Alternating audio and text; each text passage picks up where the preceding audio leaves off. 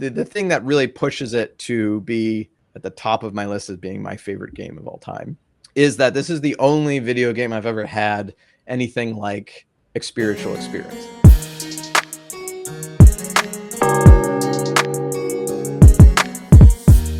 Welcome, everybody. It is 4th of July here at the Circle Dwellers podcast, although not literally 4th of July here because we're recording this a few days at a time. Anyway, but for you, it's going to be 4th of July when this goes live. So hello, welcome, God bless America. And I'm back here with Timothy.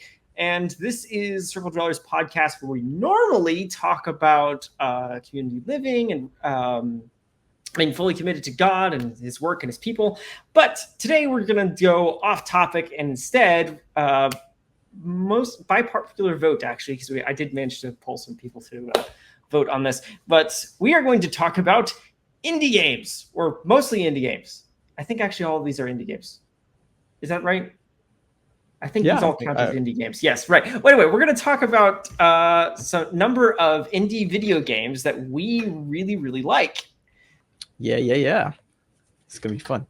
Yeah, specifically, I was talking about not just indie games, but like, at least for these games, I think what I was trying to think is like a list of video games that can be extremely meaningful and deep and special for me. But also, I was thinking too, like for a parent, if you wanted to, like, what video games could I have, give to my kid to play that, are a cut above, that are, aren't like violent and too mature or something, aren't just, I don't know, low level of brain activity, something that can be that can be like everything that the art form can be, I feel like, of,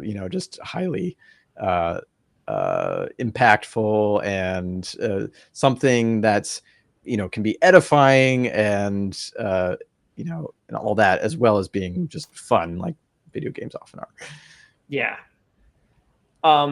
Now, there's a good chance that of some of the games that we're going to talk about here, you may have heard some of them, you may have heard none of them, but this is not going to be like a list of all of the most meaningful games of all time or anything like that, because the truth is we are busy and we haven't played whatever one you're probably thinking of right now. So this is going to be a list that's limited to just like what we've played, what we enjoy, and from that. So so how about you take the first one here to we should definitely show the audience like pictures or something. I was wondering, like, maybe we could show the trailer, but YouTube might not like that for well, they probably wouldn't care for our level. I don't know. I don't think it would.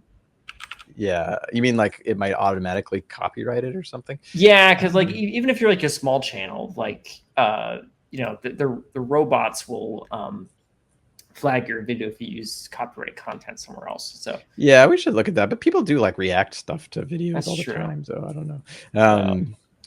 But yeah, so for our first game though is The Witness, which is this is my, if I had to compile a list of my favorite games of all time, The Witness would be number one, and it is definitely my favorite game that I have played in my long playing of games career, ever since I was sitting in Dad's lap pressing the fire key on Commander Keen until now. Yeah, that's gonna date us. Witness is the top game for me. Let's see here. And yeah, do you have a picture? I do. There we go. Yeah, this thing's like one of the most beautiful games you can ever play, for sure. I mean, I don't know. Wow, that's an interesting thing. I don't know if I would go to say it's the most beautiful game I've ever played. One of, I didn't say the. I said yeah, one. Yeah. I mean, it is beautiful. It's really cool to look at. Absolutely, really cool art style and everything. But that is that is definitely not like the necessarily. Yeah, it's beautiful, but I wouldn't say it's the most beautiful game ever. But the Witness is by one of my favorite video game designers, Jonathan Blow, and yeah, there he is. Did you find it? Yep. Can you see my screen? No, I cannot see your screen. Oh, maybe I'm not actually showing it. I thought I got that. Oh, that's right, because I have to hit the show on screen button. There we go. Oh, there we go. There we go. Okay. There he is, Jonathan Blow. There he is. This is the guy we're talking about. Now I should go back to showing images of the actual game. Here we are. Hey! There we go. The Witness. All right. There we go. So The Witness is one of my favorite types of games, which is trapped on an island and you have to solve puzzles game. But the Witness is, there's something actually very, very special and secretive in that picture that you're showing. That oh yeah, not really obvious. But the Witness is a really incredible game that seems very simple on the surface. You just wake up and you're in an island. There's actually very little story involved, and what you do is you walk along the island, and look at the Steam page here. Everywhere you go, there are little panels, which are puzzles, and the puzzles essentially involve you start at one end of the panel and you have to draw a line to the other end. And that's basically every single puzzle. I don't know if you can find a picture of a. Yeah, they don't have it in the screenshots here. Oh, here we go. The yeah, he's going to go up in the video there. So there we go. Every puzzle is like this, as you can see in the trailer. They all follow that thing. It's start at one end, draw a line to the other end. But the magic of the Witness is in. Oh, it's actually a lot to say what the magic of the Witness is. But one of the amazing things about it is the elegant simplicity of how it guides you through playing the puzzles. So most games, when you go through, there's going to be something like what they call a tutorial. You'll get a bunch of words on the screen and it'll tell you, press A to jump. Now look to the left, look to the right. This is how your thing works and this is how this thing works. And it'll kind of hold you by the hand and teach you how the game plays as you go along. The Witness tries to do the exact opposite of that as much as possible, which is to teach you how to do things in the game without ever using words at all. And it's really remarkable how it does this. As you walk through, suddenly you start realizing that you're kind of having a language and a dialogue with the creator of the game, where there's all these interesting ideas. But the simple, like I said, the basic puzzle is simply you start at one end of a box and you draw a line to the other end of the box. And there's an incredible amount of. Oh, what happened to my? I think your mic just. Your camera just disconnected, I think. My camera just jumped to the other thing. Well, it's a good thing we're doing this on a very relaxed, non-serious. There we go. There we go. That was weird. Right. Is my mic still on the right mic? Your mic is on the wrong thing. Yeah. Let's see. Oh, wait. There we go. There we go. I think we're back. Yeah, now you sound good. Now you sound good. Randomly did that. I have no idea why. That's weird. But anyways, so the puzzles are very, very simple. There's just you start at one end of the box and you draw a line to the other end, like conceptually. But there's so much variety in the way those puzzles can play out with all of these different little rules. Like one example is there's some symbols where he'll have some the kind of be a grid line that you're supposed to draw the lines on, and there's a bunch of white and black boxes in between the grid, and you have no idea what those white and black boxes mean. But there's a row of puzzles that start off really, really simple. So it's almost like impossible not to solve the puzzle, like, because there's only like 3 ways that you could possibly do it that would solve it, and Right. like 2 of them don't work, or maybe, and then 1 of them does. So you just kind of power through, and they progressively get more and more complicated, and then you realize as you're going through, you're like, oh wait, this doesn't work. What I thought the rule was of what those symbols mean is something different, and you can kind of look back, and it just slowly helps you discover what the rules mean without ever telling you what the rules mean. So most puzzles, they'll tell you, hey, these are the rules. You have to draw a line like this. And when you see this square, that means that you always have to go around it. And if you see a circle, that means it has to be connected to the square or something like that, right? But the witness doesn't do any of that. But somehow it teaches you all of those rules. And it's really quite remarkable when you start thinking about what is going on here, and because it feels so natural the way you just progress, you can almost not even notice it's happening. And then as you go through and you look back and you're like, wow, the way that he purposefully set up that puzzle so I would get confused right here, so that I would have to rethink what my premise was and then learn this new rule, right?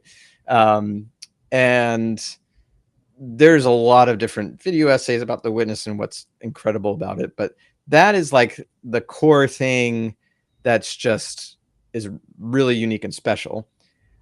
I would say that alone wouldn't be enough for it to be my favorite game of all time. But that is at the core of why it is my favorite game of all time. And it's really because that idea is played out through every aspect of the game. Yeah. To the furthest extent. So with the witness, there's kind of an idea, a way that a game can kind of have a certain unique idea that's fun, but they don't push the idea to the limit to fully see where those ideas can go and explore. And Jonathan Blow actually has a few interesting talks about this idea of designing puzzle games specifically, and how to, and there's a lot of interesting parallels there about finding truth and exploring truth, and how you, in a puzzle game, like if you have this idea, the player can end up feeling cheated if you don't fully flesh out that idea and all the different like variations and extremes that it could go. And it can end up feeling really forced instead. So there's a kind of a puzzle game that you can have that's more, it's like something that you kind of brute force, and it feels more like, oh, you just banged your head against it for a long time, or it was just, you put up with a lot of tedium in order to get through it, right? I don't like those kind of puzzles, but to me, the kind of puzzle that is really, really good, and kind of the platonic ideal of what puzzles can be, is the kind of thing that like teaches you about principles about the nature of the universe almost, where you take these different rules and you see these patterns of the way they connect, and then you kind of just you kind of think the thoughts of the puzzle designer along with them. And it's really, really quite fascinating when you get to do that, where you actually start feeling like, oh, this puzzle designer came up with these ideas of like, let's put these rules together, and if you need to do this, then what does that mean, and what can you conclude, and what kind of interesting interactions come up through those puzzle mechanics. And then if they design it well, you get to think those thoughts that they thought after them without them ever having to tell you about them specifically. Right. And that's just an extremely wonderful experience, and really good puzzles do that.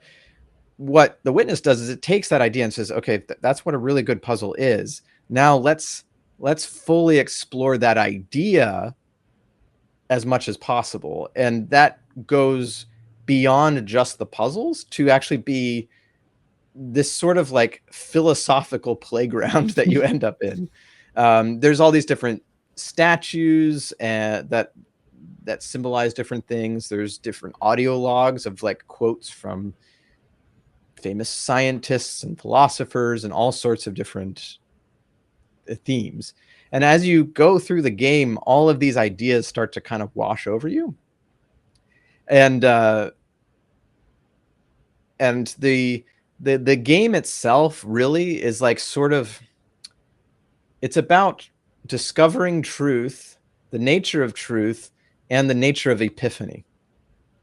And the game is like kind of organized around, can we like put a game experience where you just experience epiphany over and over? And it's sort of about that. There's if anybody's played the game and gotten through the game, they'll know what I'm talking about. But there's a certain point in the game, which interestingly enough is different for different people. It's not, you can have this moment in the game. Everyone will sort of have this moment, but it's very unique to when you have it.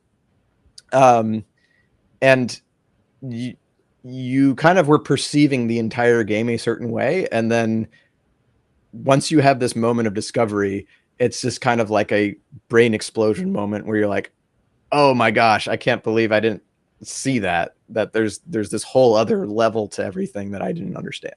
Right. It's a really amazing experience, and the game is kind of that over and over. So all of those elements, I think make this like my favorite game, and like really worth playing in terms of if you want a game that has a lot of depth to it. Now you can play through this game and just solve the puzzles and be like, oh yay, I solved puzzles, and be done. And kind of miss everything else. But there's so much depth there for you to think about if you want to go farther in it with the experience. And it's like, it doesn't force it on you at all. It's there for you to have if you want it or not. And I just love that about the game. And then the thing that really pushes it to be at the top of my list as being my favorite game of all time is that this is the only video game I've ever had anything like a spiritual experience where I had, and I can't spoil anything. I can't explain what it is. But I know what you're talking about because you show me bits of this game. Like, yeah. But my own mind without exploded. spoiling anything, like there's a moment in this game of going through where, to me, and I don't know necessarily that this is what the game designer intended. I think he probably more intended people to be able to have these kind of, to discover these kind of insights as they're playing through it. But playing through the game like helped me understand and appreciate to a certain extent, in a way I never had, divine hiddenness. And this sort of feeling of why, because that's a big question, right, in theodicy, and the problem of evil when talking about God and philosophy and theology. And there's this idea of divine hiddenness. Fred Heim talks about it. So many people different talk about it, where if God were to be so close to us and so obvious to us that he revealed himself so much that you actually wouldn't be able to help but believe in him, right? Like there's a certain element where your free will would be completely gone because he could just show him. There would be no you. He because of his being, the greatest right, infinite being, right, and being, everything that, and being the creator of the universe, he could come to fully present himself to you would be to almost to wipe you out of existence. And there's a certain element where there actually needs to be distance, just like how a baby actually has to have the experience of being distant from its mother as it grows, right? Where the experience of actually having that process of the baby's close to the mother and feels safe, but then it goes away. It actually needs that in order to be able to develop into its own personality, right? Otherwise, it would be completely dependent on its mother. And the same with God's relationship to us, in that he needs to step back and allow us space to be ourselves and then to find him and discover him, rather than just overriding our free will and just saying, no, you will believe in me because here I am, right? In a certain way. And I just like playing this game because you're kind of doing the same process where you're going through and you're discovering all these things, and you're like, wait, someone put these here for me to discover. And there's this process where I'm learning things without words. And it just, I don't even necessarily think that Jonathan Blow, who created the game, is a theist at all. I don't think. I have know very little about what he believes, but like the little I've heard, I definitely don't think he's a Christian. But the experience of playing through this game and his exploration of the nature of language and idea and epiphany and discovering truth, just completely solidified in my head of this, like, wow, that's what the Lord has been doing in my life through everything. And that I discover, and just like the feeling of knowing that he's there behind everything and is in everything, just became like so extremely apparent and obvious in my mind as I played through the game. And I've just never had any kind of experience like that. So I don't know that necessarily everybody will have that experience. Actually, everybody will definitely not have the experience, because I haven't heard. I have yet to hear anyone play this game and say, wow, it brought me closer to God, which is what I feel like happened when I played it. But and I kind of want to do a video essay about that at someday, maybe, because I just haven't seen anyone else talk about it quite like that. But that's what it did for me, and it might not do that for you, but that is why it is my favorite game. And I love recommending it just because it's neat. It's cool. I love having something where it's not 2 inches deep, right? When you jump in it, you're just like, oh, I hit the bottom, I'm done, right? It's like, watching a Marvel movie, even especially most recent one, it's like, okay, wow, there wasn't a lot of depth there in that story. It was just kind of straightforward. I get it, but to know, like, and I've gone back and played it more. I want to do another playthrough for sure and stuff. And there's a lot more depth there of things to even go through and think about in the game. And it's just, it's neat that someone, Jonathan Blow, poured years and years of his life into exploring all these ideas that you can just kind of swim around in and think about as you play through the game. Yeah, and you thought we were just talking about video games in this episode, right? Yeah. So it's kind of reminds me of a concept you and I talk about a bit with storytelling, which is the kappa element, right? We could make a whole episode just on this point, but I think it was coined either by C.S. Lewis himself, or by what's his name? The guy who wrote... it's Lewis. So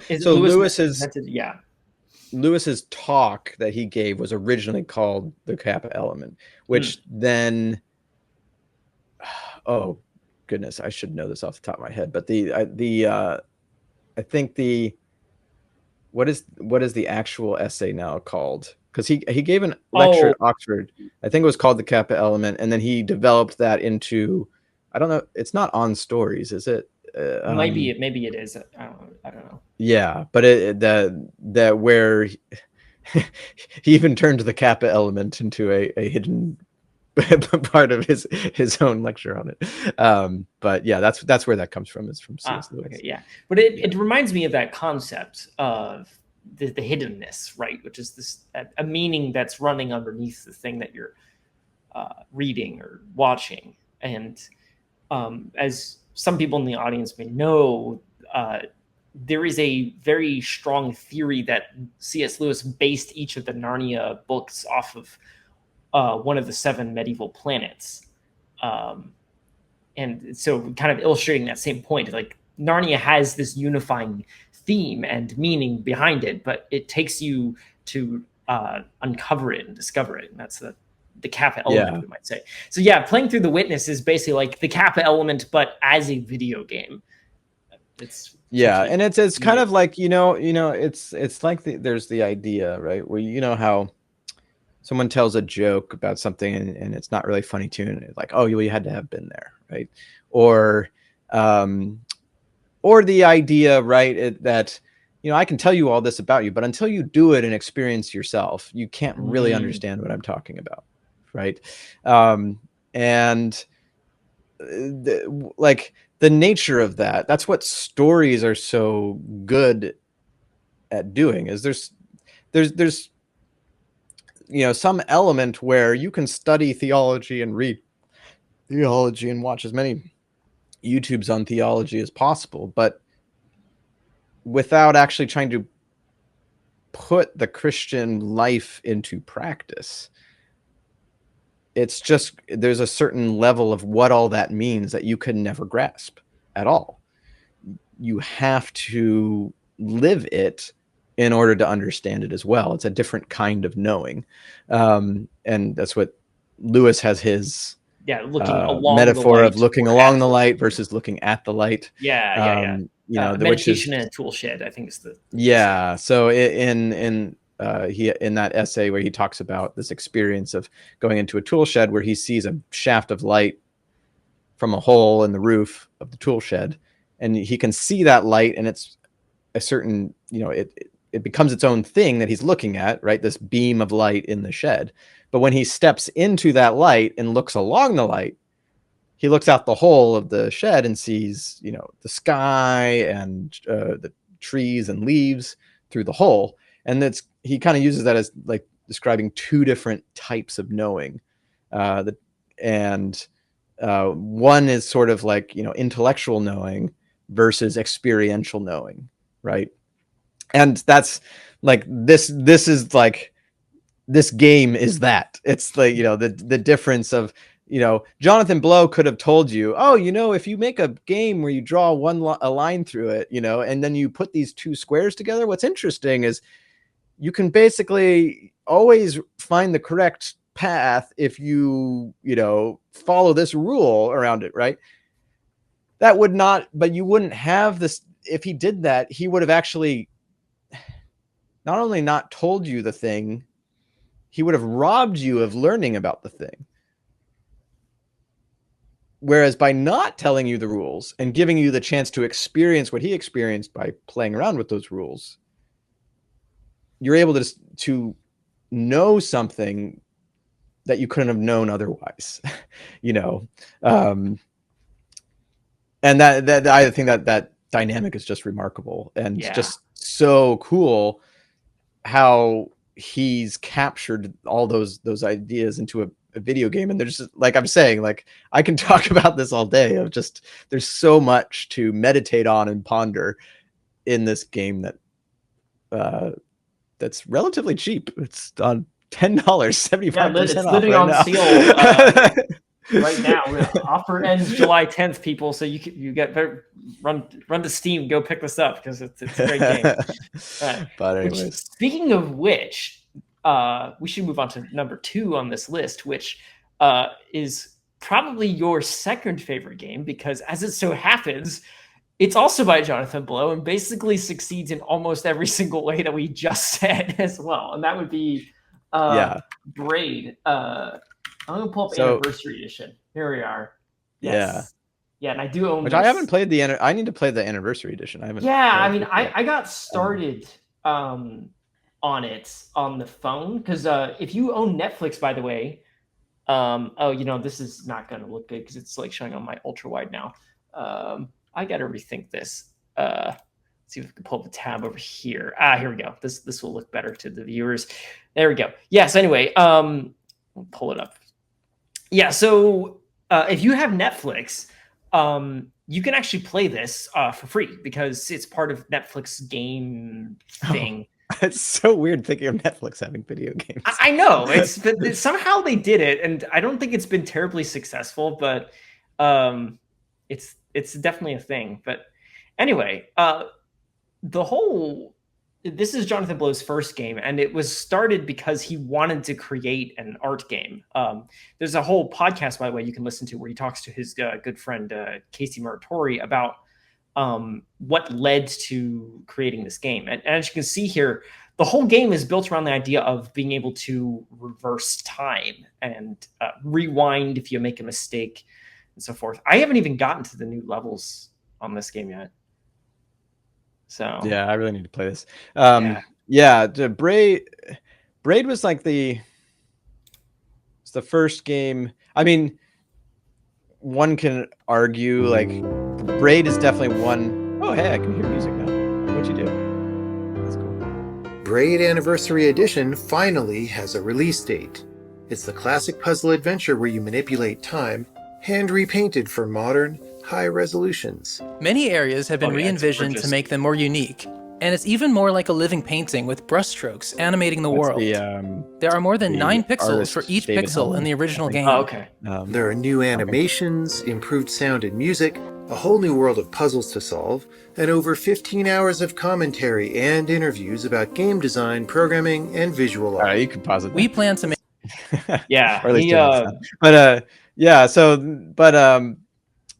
yeah, Braid was a revelation to me of like, of like everything that the great potential that there is for video games to be something special. And I've played lots of video games up to that point that I thought were special, but Braid kicked off the art game discussion, which I know Jonathan Blow, actually, I think he doesn't like that term because I think the reason is like with books, right? You can have, a terrible romance novel, or you can have, Jane Austen. Jane Austen, or Crime and Punishment, or the Brothers Karamazov, or something, right? The range between those those things, they're all books, right? They're all books that you can read, but they're all very much in different artistic categories of, for sure. But you don't call the Brothers Karamazov an art book, right? And so. I think that's why he doesn't like the term art game, it should just be, why can't, a video game be something more? And it's a really interesting thing to think about what video games can be, because there's so much to talk about there, but when Braid came out, this is when there was a start of this idea of games can maybe be art. Maybe can they be art? And maybe it's more than just run, jump, and shoot, as Dad likes to say of games, right? Every game is just basically run, jump, and shoot. Yeah.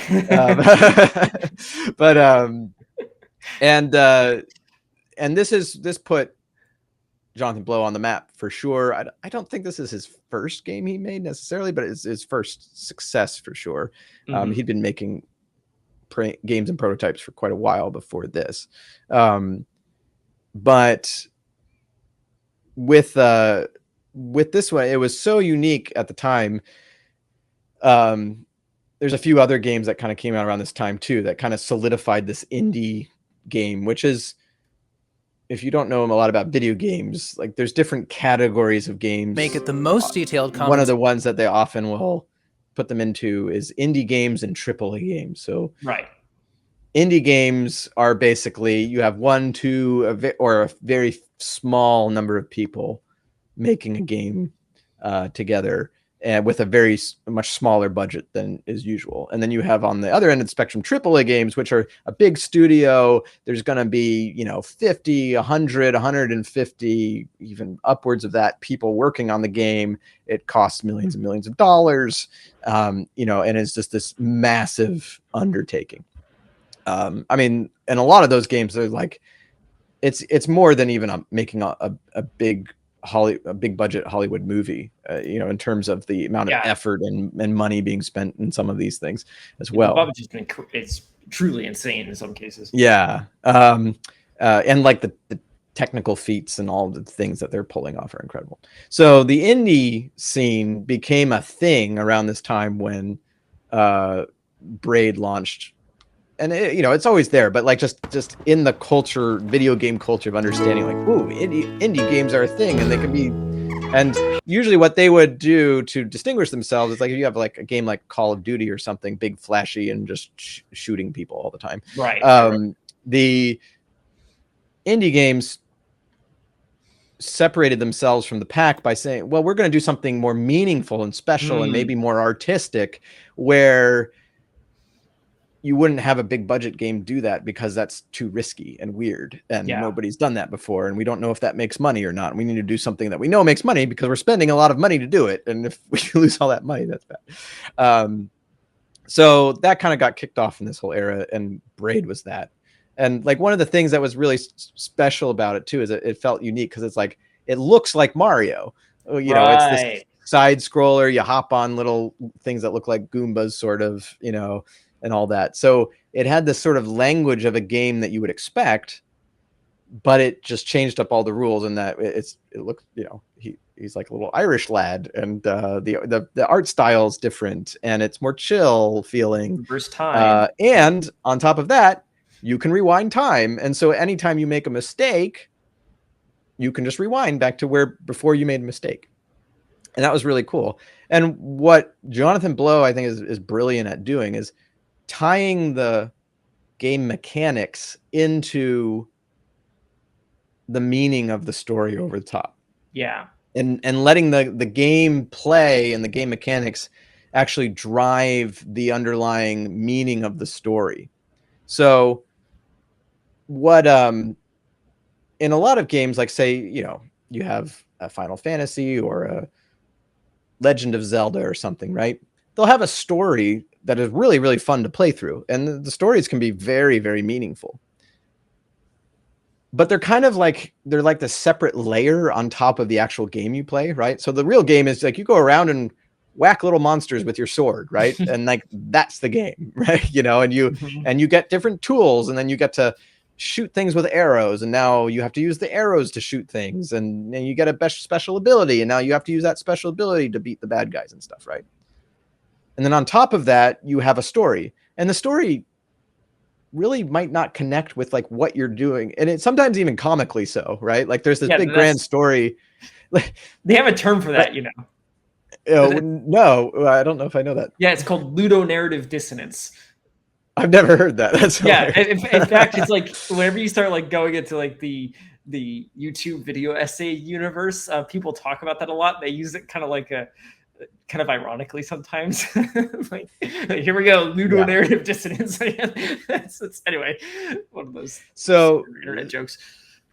Yeah. So, and it can almost even be comical to a certain extent, right? Like, you can have a story like, maybe even like an Assassin's Creed game where like the plot of the story is you're going around like, assassinating targets or whatever, right? And you're part of the, and there's like this big story overall. And like the story would actually play out differently if like the number of people you assassinated was real, right? Like, or something like that. Like it doesn't make logic. Like there would be consequences in your psyche and all these different things. And actually, like there'd be a massive manhunt out for you.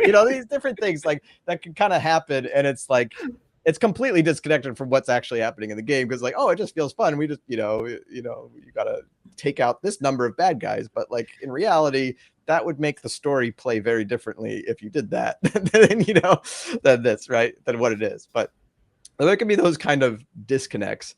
And so that's what Jonathan Blow, I think, one of the things he's really special at, these kind of games that he makes, because he ties these ideas that he's playing with in the game into the story.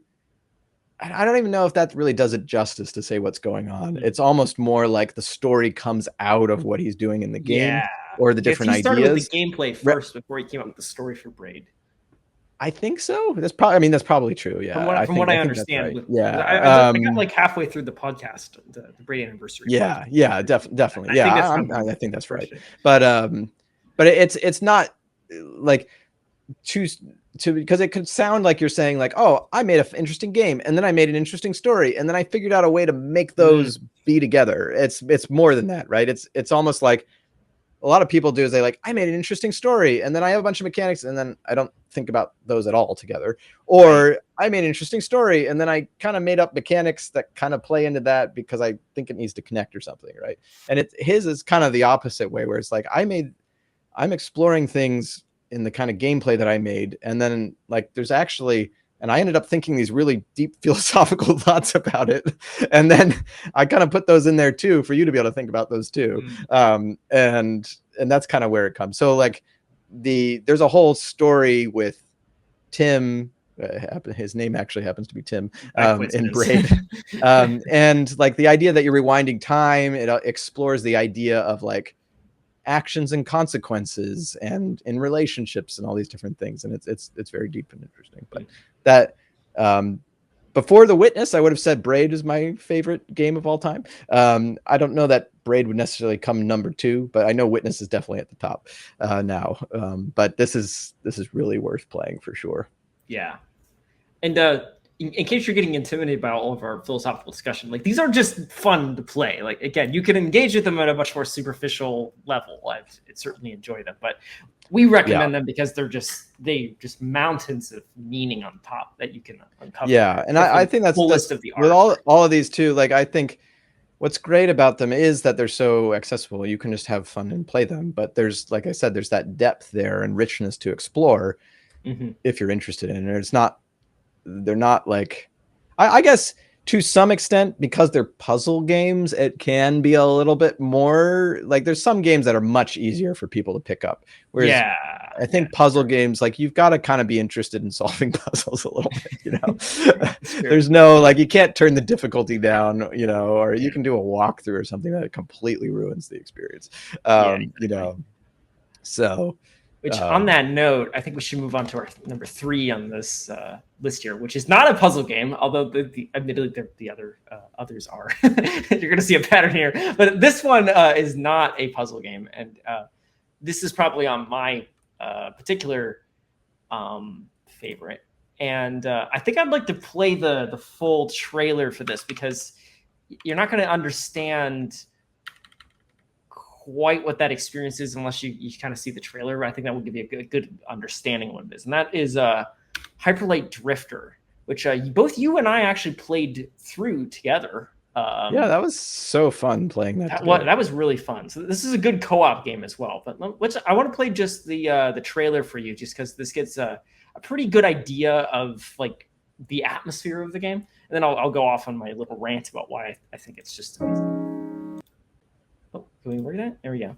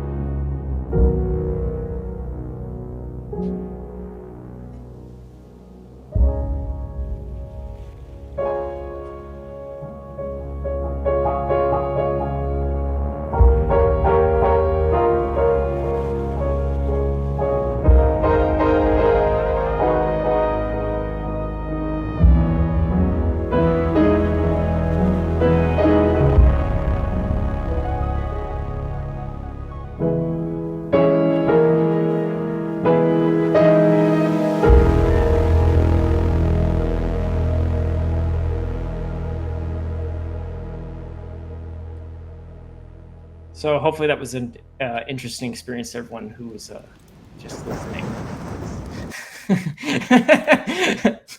Anyway, yeah. So Hyperlight Drifter is a.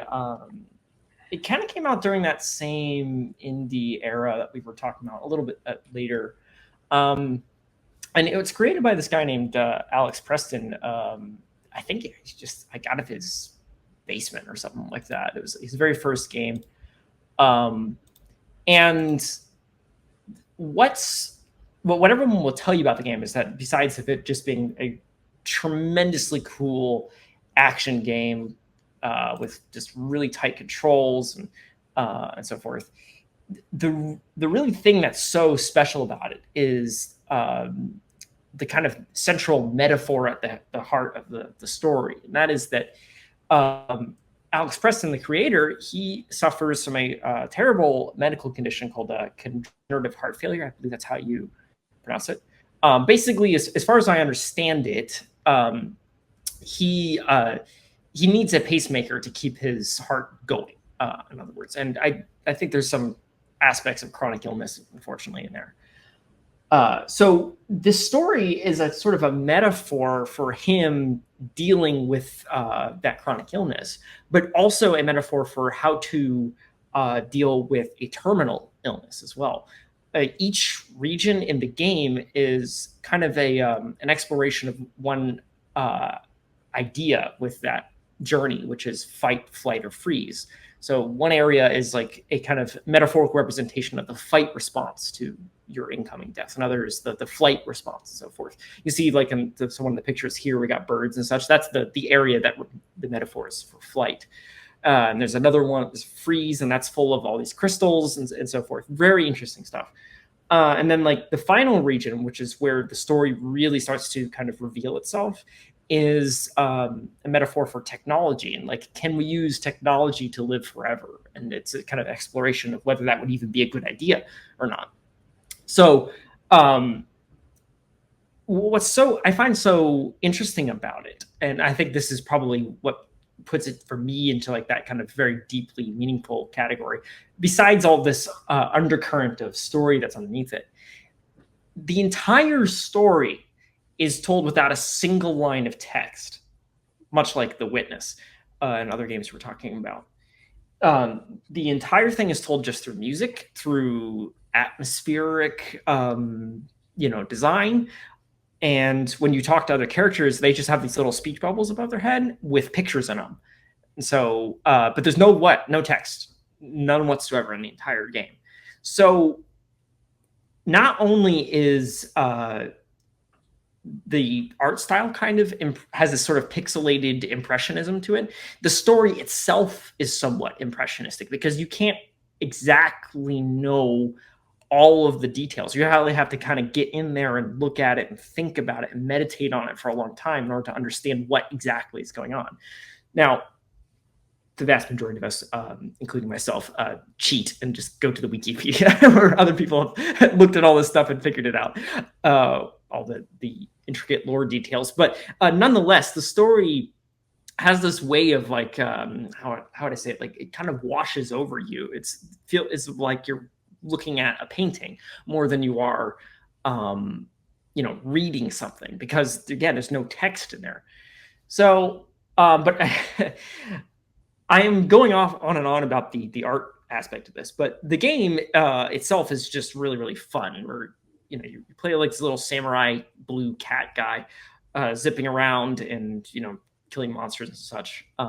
For any of the parents watching this, there are a couple moments that are a little bit graphic, but it's kind of pixelated, so I think it's not as bad. But anyway, you have to use your judgment if you want your kids playing this, but it's not like super gory in my opinion. But yeah, so it's big fighting game. There's kind of this really great gameplay loop where you jump in to enemies, you hit them with your sword, and then you dash out, and then hitting the enemies with your sword charges your gun, so then you can actually shoot them with your gun from a distance. And then you zip in using your dash ability to the enemy and hit them a few more times, and then zip out and keep shooting and such. So the whole gameplay loop in combat is this kind of quick dodging and dashing out of the way and stuff, and then trying to position yourself in exactly the right spot so you can take everybody out. So there's a lot of like a very high skill ceiling involved in the actual gameplay. So it's very, very fun just to get into it. But in between all of that is, as I said, this very interesting metaphorical story that's underlying everything. It's got a gorgeous music, gorgeous graphics. Yeah, just really, really pretty game. Yeah, I watching that trailer, just remembering how good the overall aesthetic of it feels so unique and special, between the art, the colors, the shapes, and just this.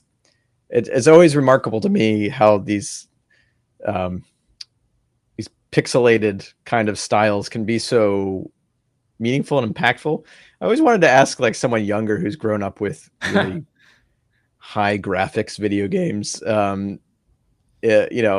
if they have if they get the same kind of feeling from it, because before it was just, computers couldn't do much more than that. Like that was we only had that many pixels, and we didn't have 3D stuff, and you had to make do with what the computer could actually do. And so that's why you had this kind of pixel style.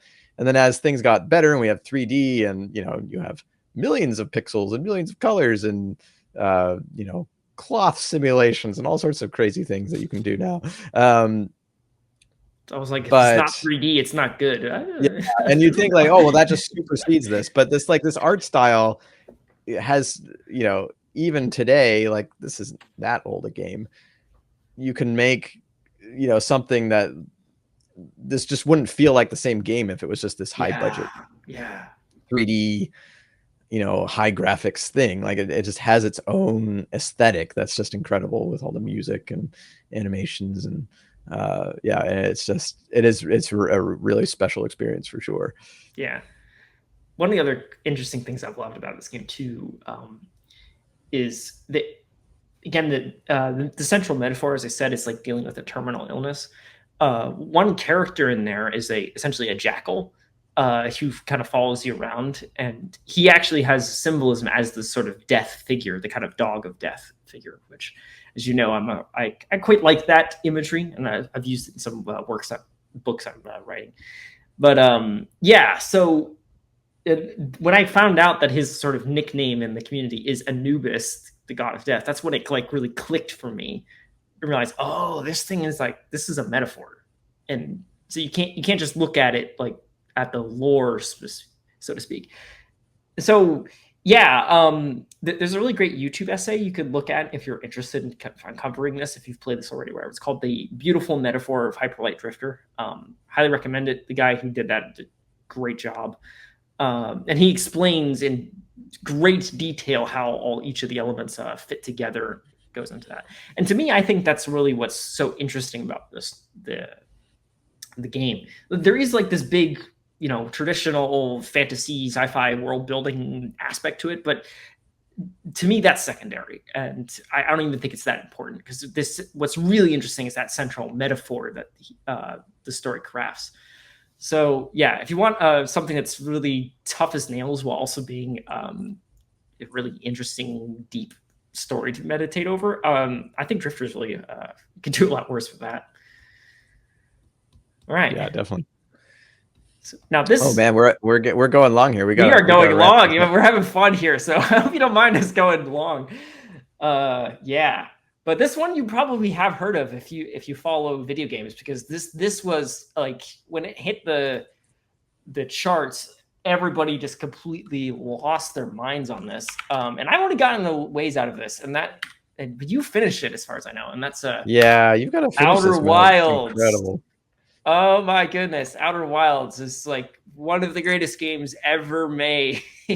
Yeah, this is definitely. Wow. I don't know. I mean, as I thought of, this might be my number 2 at this point of games. It's definitely up in the top 5, I think.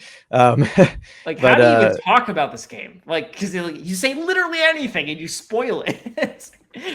Yeah, exactly. I mean, there's some, the least spoily thing you can know is it's kind of like Groundhog Day, the game, in that you are kind of living the same sequence of time over and over again. And you actually are a little alien person. You're not a human, which is sort of a little surprise in the game if you don't totally realize that going in. But if you like, I think there's places you can see a reflection of yourself or something, or see other people, and they all have like 3 sets of eyes or something, and they're kind of these cute little looking aliens. But you're on this small little universe, this little solar system rather, that you can fly to with your spaceship. And there's all these different unique planets that you can land on and discover things on. And like I said, it's a Groundhog Day thing, and you're kind of trying to figure out why the Groundhog Day is happening in the game. And you're figuring out this whole story that's happened around that. And all that's really fun. But what's kind of unique about the game is like there's no shooting, attacking. There's no, I'm even say it is puzzle solving, but there really isn't any. It's not like a certain traditional puzzle solving. Like in The Witness, a lot of the puzzles is just, you're figuring out how to draw that line from one side to the other, figure out these rules. There aren't really specific puzzles like that in this game. A lot of it is actually puzzles of knowledge of you're reading all these like stories that happened and things, and then you're kind of putting together. It's like the puzzle is like, how can you get from point A to point B? Like you're on the planet and you see this tower. How do you get into the bottom of that tower? And a lot of the ways that you do that is actually reading stuff and like finding these logs and different things that happen, and then kind of putting the pieces together yourself of what's going on. And as you do that, you start to have this whole picture develop in your mind of like what the story is and all the principles that are going on. And then when you know those, then like the game becomes trivial. You know how to get the thing done. And like you can actually, when you start the game, you could actually beat the game in like 2 minutes, just right off the bat, if you know what to do. So the only thing that's like a lot of games, it's skill that's preventing you from doing anything, right? Which is you and also just grind. Like you have to go through 20 levels first before you get to the end or something. Right. And you won't be able to beat those unless you upgrade your character or you're really, really good and everything. But with this, it's literally just your knowledge. What you know in your head is what's preventing you from beating the game, like immediately. And the process of discovering all those things and piecing all the connections together is extremely fun and like extremely rewarding. And there's so many unique things in the game of just new discoveries that it's kind of like a little wonder sandbox, I'd say, as you're going through and discovering stuff. Yeah. And then the story that you're uncovering behind it too is like the ending of the game is very like sort of emotional and impactful and really memorable. Yeah, I haven't even gotten to the end of it yet. I got like I know you gotta finish this. I know. This is a game you have to finish. It is so good. Yes, I do.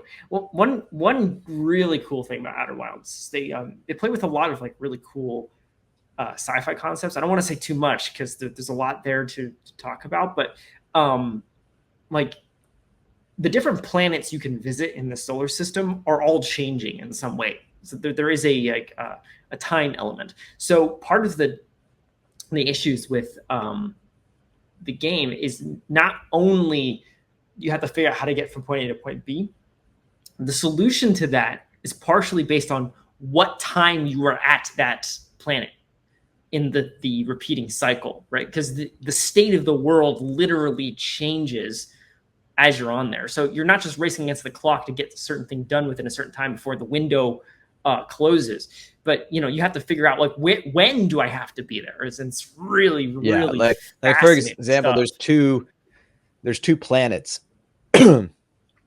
I think it's the Ash Twins, what they're called. Yeah, that's where they're kind of orbiting around each other as they orbit around the sun. They're kind of stuck in each other's gravity. And one of them has tons of sand on it. And so you land on there, and the other one is completely empty of sand and has all these caves and everything inside it. You can land on the one, and there's a bunch of things to do and places you can get at the start with all the sand. But the sand is actually being pulled and falling from the one planet to the other and filling the other planet up as this one's emptying. So there's this kind of dual dynamic of, okay, the world is a certain way and you can access certain things at the start of the cycle as the sand is falling down, but you kind of have to keep concluding, go, oh, wait a minute, this will be different though if all the sand is gone, or oh, this what changes if all the sand fills up this spot here at this time? Maybe I can do something different. And so like you have to play with those ideas, and that's just one of the even just that is just really, really cool when you that's just one of many ideas that get and that's just one of many of the things they've packed into the game. Yeah, it's incredible. Yeah, there's so much we could talk about on this game.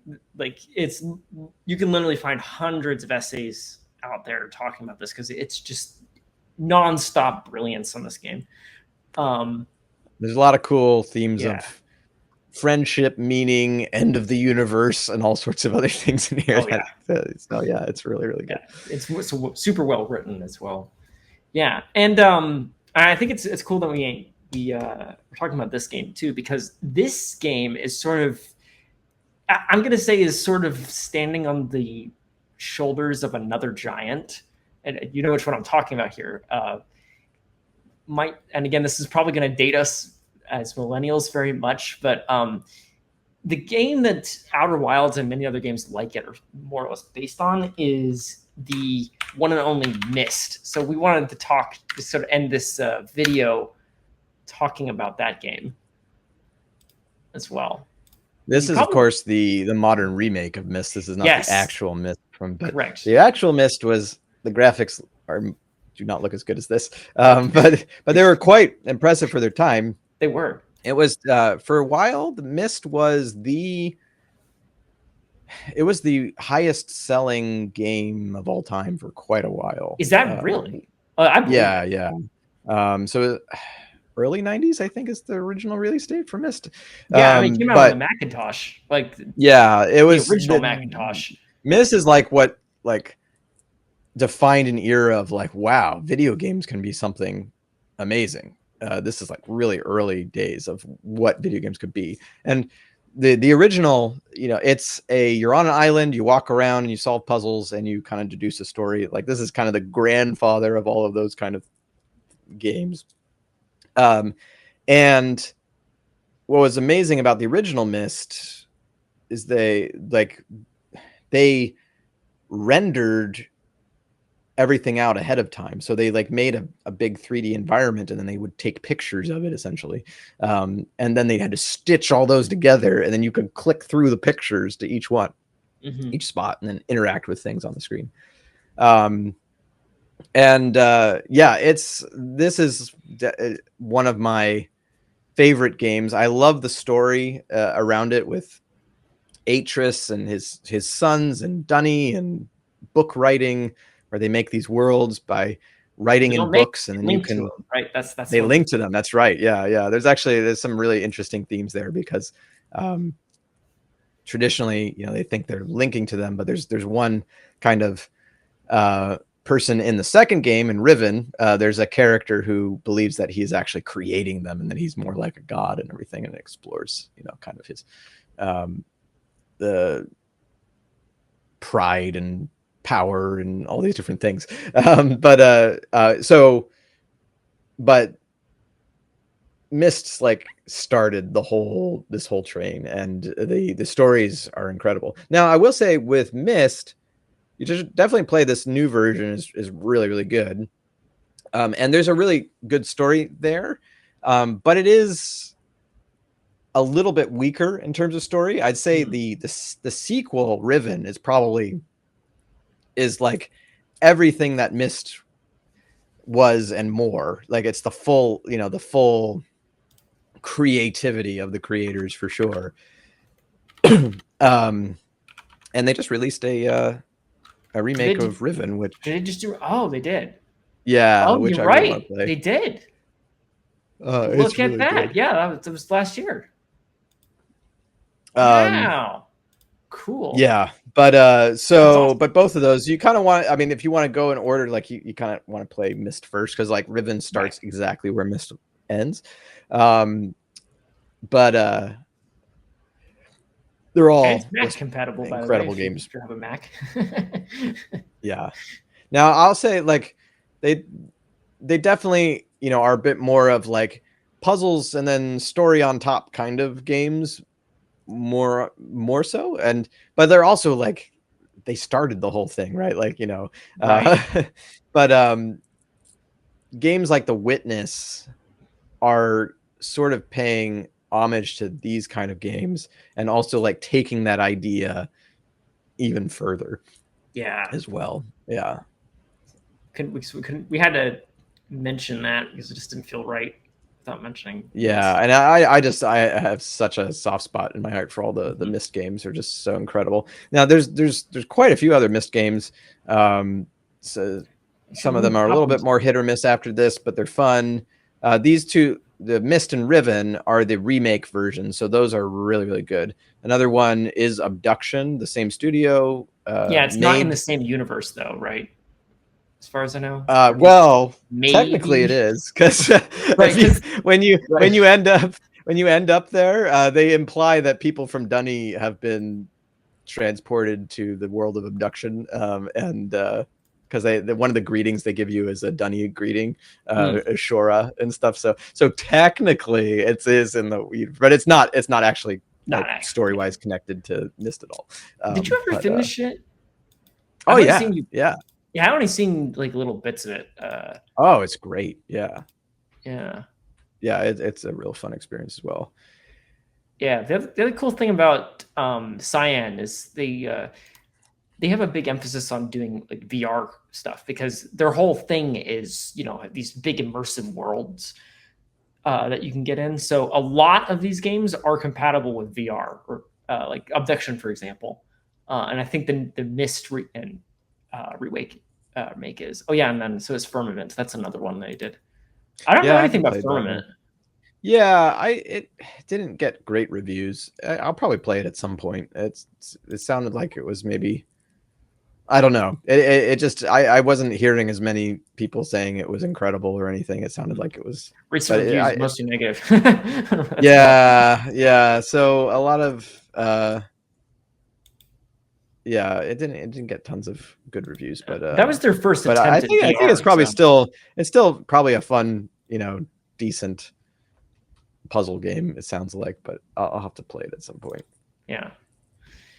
Well, we had this big list of other things that we would suggest you checking out, but my clock is telling me we are running very late on this one. So yeah, we'll have to do another episode where we we'll have to do another episode. This was fun. Tim and I are big gamers. We play a lot of stuff, so we could talk for a long time about some of the things there. But but I really enjoy it. It's fun to find games too that like I said, feel like they give more than they take from you. Like you can play a bunch. I mean, with everything, like but especially any kind of digital entertainment or something, like you can definitely feel like, oh wow, I feel really drained. Like I don't I entertain myself a lot. I don't know that I got a lot out of that.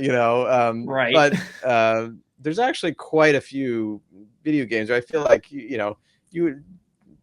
take something away with you after you've played a bunch of it as well. And so these ones that we've listed, all fit into that category for me of like, I have, I didn't just burn a bunch of time entertaining myself, and, trying to, do a double jump with a rocket launcher, over and over again. But like that, there's actually something, my life is now meaningfully different, and my perspective on things is, has been, given me more to think about and things like that. And there's quite a few games that can give that kind of experience that's really fun. Yeah. All right. Well, I think that was a fun episode. Let us know if you want to do this again. This was fun. I'd certainly like to do that again. Quick news point. I will be on vacation next week, so we will be posting the other 2 interviews from our history night during that time. So if you're not sure what that is, or you're not sure what I'm talking about, last year we recorded a bunch of interviews with our abbots, our prior, and a couple of members of the audience, and Tim was there running it, and it went very, very well. And and it kind of tells about how we got started, and the different things God did in our community's life and such. So it's a good way to kind of get introduced to what we do and who we are presently and such. So yeah, I think it's very enjoyable. Anyway, we'll be posting the rest of those in the next few weeks. So yeah, and that's what will be going on. And then after that, we'll be back with our regularly scheduled shenanigans.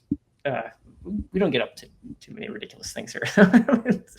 So I'm overstating it a bit, but so that's all we got going on then. So please like this video, hit the subscribe button, please ding the bell as well, because that's a thing you have to do on YouTube. If you're listening to this on Spotify or any other podcast app, please give us a 5-star rating. We'd really appreciate that. And I think that's it. Yeah. Thank you for your attention, and God bless. God bless.